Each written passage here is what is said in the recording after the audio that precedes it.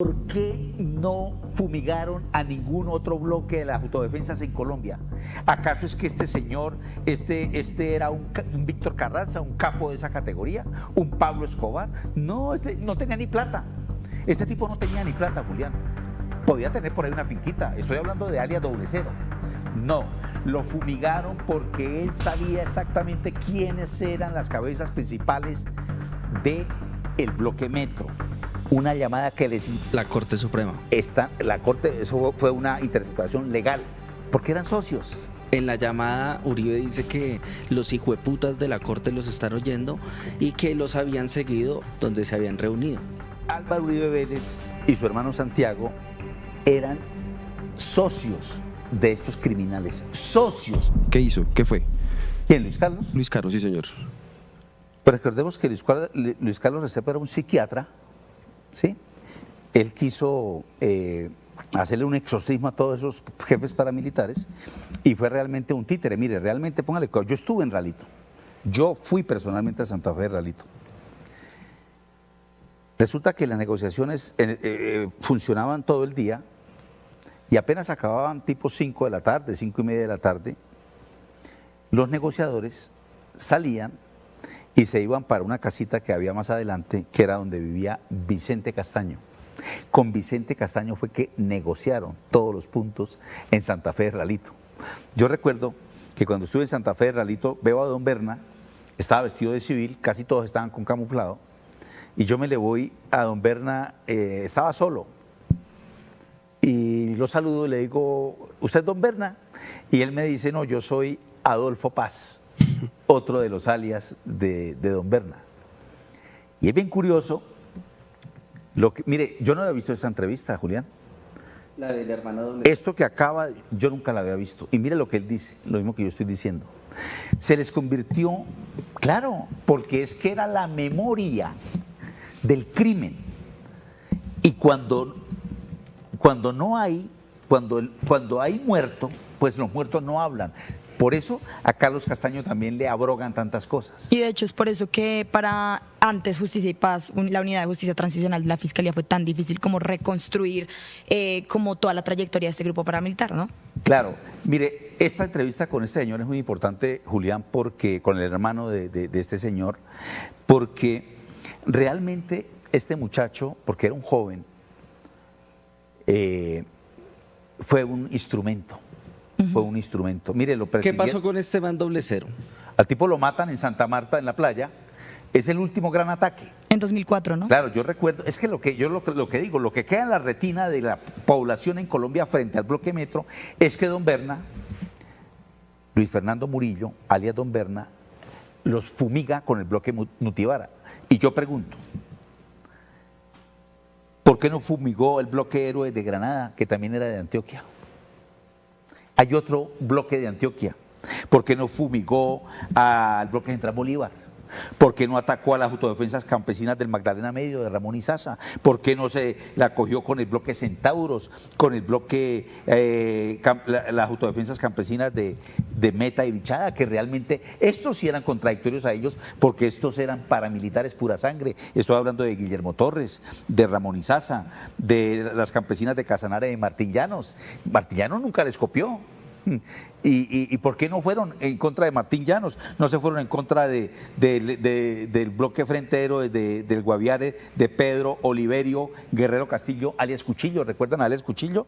¿Y por qué no fueron el bloque Capital aquí? El que, por cierto, iba a recordar en este programa, fue el donde don Salvatore Mancuso dice que se reunió con Francisco Santos, luego vicepresidente de la República, es jefe de redacción del periódico El Tiempo, porque lo citaron a que hiciera el bloque Capital. Yo en la cárcel de Itagüí, en la celda de Francisco Javier Zuluaga Galindo, alias Gordolindo, entra Mancuso un día a llevarle un almuerzo que le trajeron las señoras, esposas de ellos de Córdoba, unos manjares costeños, y entonces yo aprovecho y le digo, Salvatore, ustedes se reunieron en el Club en Nogal con Francisco Santos, y el tipo no me contesta nada, y cuando sale de la celda se voltea y me dice, sí nos reunimos con ellos, pero no en el Club del Nogal, como hoy Salvatore lo está diciendo. Salvatore está diciendo que efectivamente estos señores Francisco Santos los buscaron para que ellos armaran el bloque capital en esta zona del país. Bueno, ¿y por qué no fumigaron a ningún otro bloque de las autodefensas en Colombia? ¿Acaso es que este señor, este era un Víctor Carranza, un capo de esa categoría? ¿Un Pablo Escobar? No, este no tenía ni plata. Este tipo no tenía ni plata, Julián. Podía tener por ahí una finquita. Estoy hablando de alias Doble Cero. No, lo fumigaron porque él sabía exactamente quiénes eran las cabezas principales del bloque Metro, que son los hermanos Luis Alberto Villegas Uribe alias Tubo, asesinado, y Julián Bolívar, del bloque Central Bolívar, muy cercano a Álvaro Uribe Vélez, dice: yo lo maté en justicia y paz. La pregunta es, ¿Julián estará diciendo la verdad? O sea, Porque, Julián Bolívar se adjudica el crimen de claro, Doble Cero. ¿por qué Julián no? Se adjudica el crimen de Luis Alberto Villegas Uribe, alias El Tubo, un narcotraficante, ladrón de gasolina, socio de Álvaro Uribe Vélez. Recordemos que estos señores le compran luego la hacienda de las Guacharacas. ¿Y quién se adjudica el de Doble Cero? ¿Se sabe? No, el de Doble Cero se especula que el mismo bloque Cacique Nutibara de Don Berna lo sigue. Mire, Julián, hay algo bien. Hablemos un poco de Don Berna. En mis investigaciones yo he concluido que los dos grandes jefes paramilitares más poderosos de esta nación, después de Carlos Castaño, eran Carlos Mario Jiménez alias Macaco, bloque Central Bolívar, por varias razones: 7.000 hombres armados, copaban casi todo el país y mucha plata. Y el otro era Don Berna. Pues resulta que cuando yo llego a visitar a los jefes paramilitares en la cárcel de Itagüí, en Antioquia, ahí pegado a Medellín, me llevo la sorpresa. Yo visité a Don Berna en esa cárcel 3 veces. A mí Gordolindo me pasaba, los guardianes nos abrían las puertas como si fuéramos unos jeques. No necesitábamos decir, eso estaba todo pago adentro, Julián. Ellos controlaban esa cárcel, todo pago. De chef en adelante. El chef era el que había sido chef de Pablo Escobar en la hacienda Nápoles. ¿Por qué? Porque ellos evitaban que los envenenaran allí. Don Berna vivía en un apartamentico, en un apartamento que tenía una especie de tienda, con víveres, como una tienda.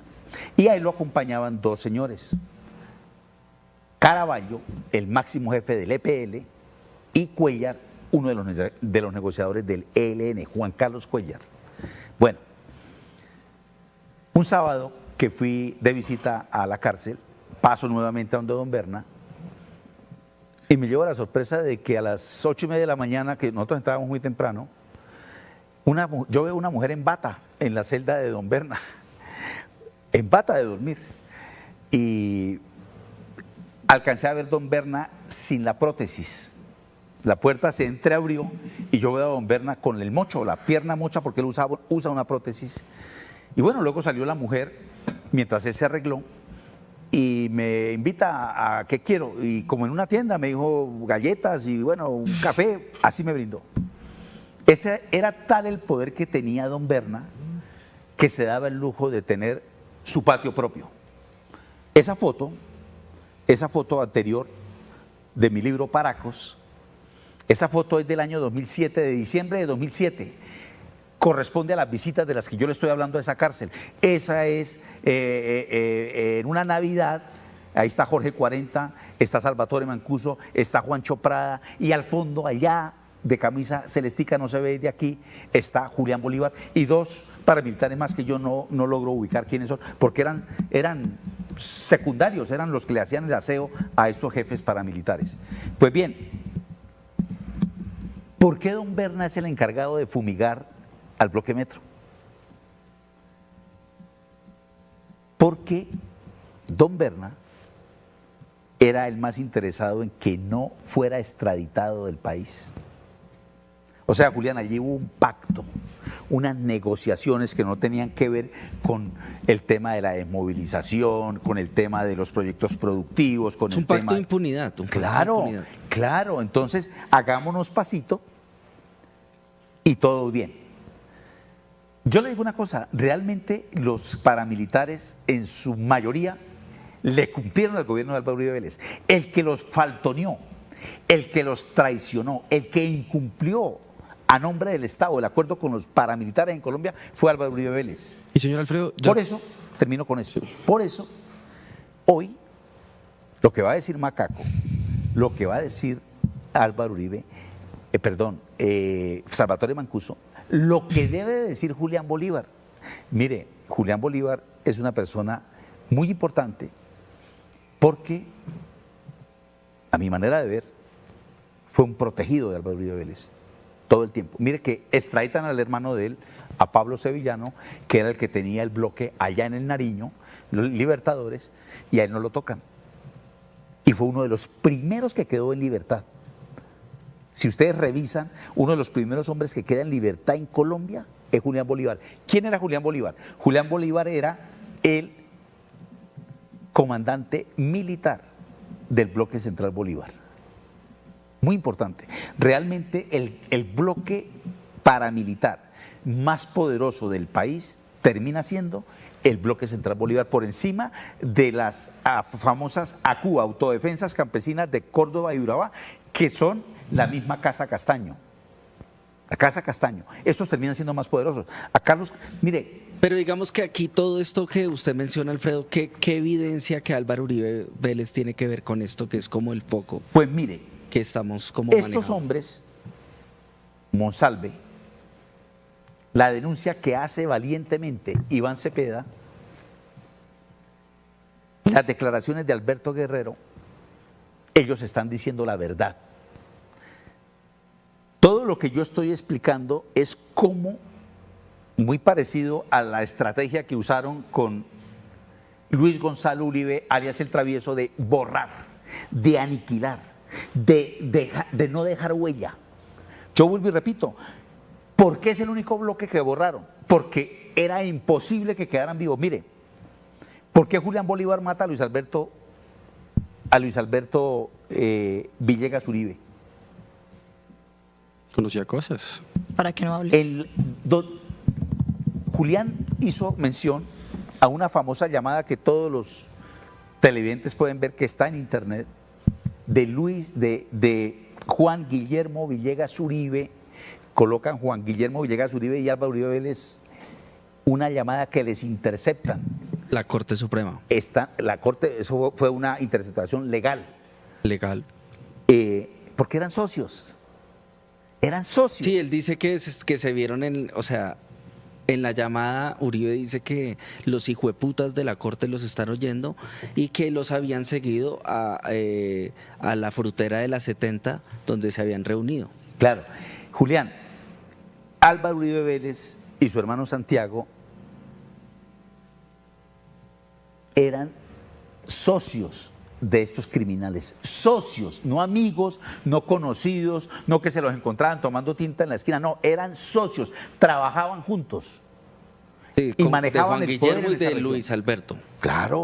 En el bloque metro. Y de Claro. Santiago, ¿y cuál es el otro gallo nenao? Ya le digo cuál es. Pero yo Juan sí tengo una Santiago pregunta. Gallón Henao y Pedro David Gallón Henao. Y Pedro David Gallón Henao. Estos son, ahora, También son narcotraficantes ellos. total, todos narcotraficantes. Los Villegas Uribe, narcotraficantes. Y, señor Es Alfredo. más, con juicios, le siguieron juicios. Estos Gallón Henao pagaron cárcel por narcotráfico.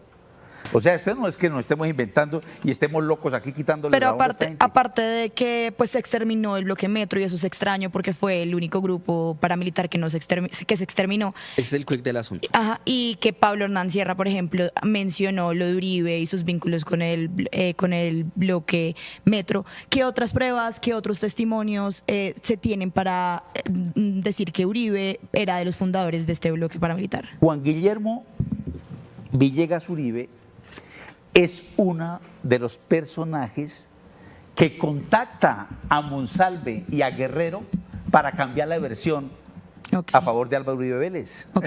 Es que De hecho, Juan Guillermo fue el que se encargó de tener a favor el papá de Monsalve.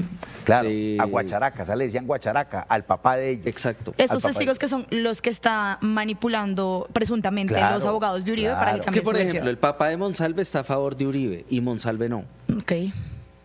Pero el Por papá eso- de Monsalve presuntamente pudo haber sido manipulado. Apoya el trabajo periodístico del Tercer Canal. Ingresa a la app o a www.nequi.com.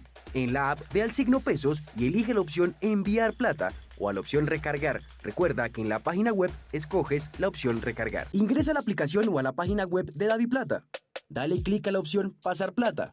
Elige la opción a otro DaviPlata, llena los datos y digita el número de cuenta 304-271-5010. Continúa los pasos y confirma tu aporte y listo. Juntos visibilizamos la otra Colombia. Si te gusta nuestro contenido y no quieres perderte nada de la agenda alternativa, Suscríbete a nuestro canal y activa la campana de notificaciones. recuerda darle like a este video y por supuesto compartirlo con tus familiares, amigos y conocidos. Así juntos visibilizamos. La Colombia profunda. Recuerda, somos el Tercer Canal, la voz de los que no tienen voz.